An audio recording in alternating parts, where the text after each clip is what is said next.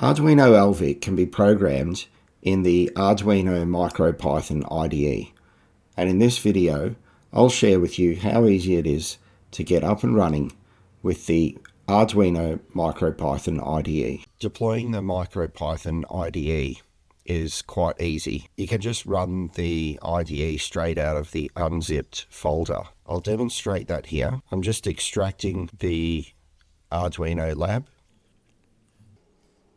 and I'll scroll down to the Arduino lab for MicroPython, double click, and away it goes. If you're working in a school where it's difficult to get software deployed quickly, this is a real advantage. When you first open Arduino Lab for MicroPython, if you've used the Arduino IDE before, you'll see that it looks fairly familiar. Now I'm just going to plug Alvik in to the computer using the supplied USB-C cable, and then I'll click this connect button here. You'll see now that Alvik is connected. There is a terminal window. You can see information coming back from Alvik. Down here we can see that there is 96% battery level. Once Alvik is connected, the file management system is quite simple to work with.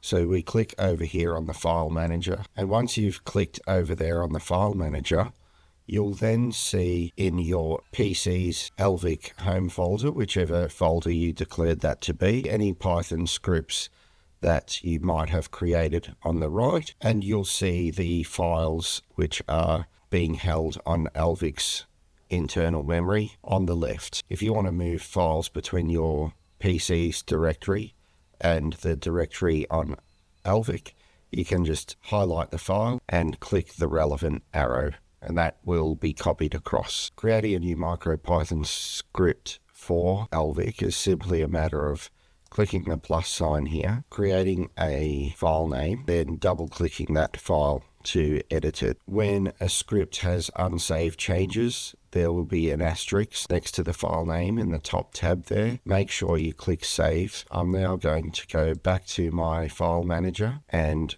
transfer the script from the computer folder to Alvik.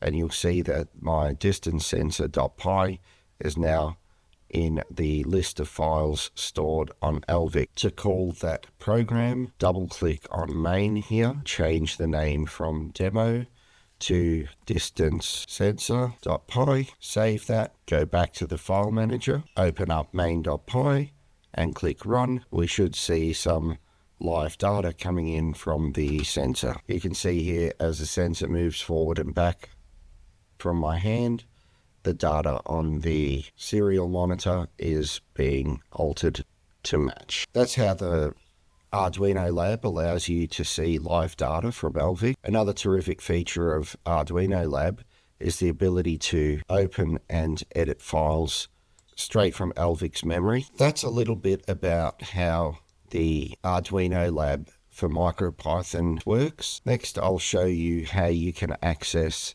the courses in Arduino.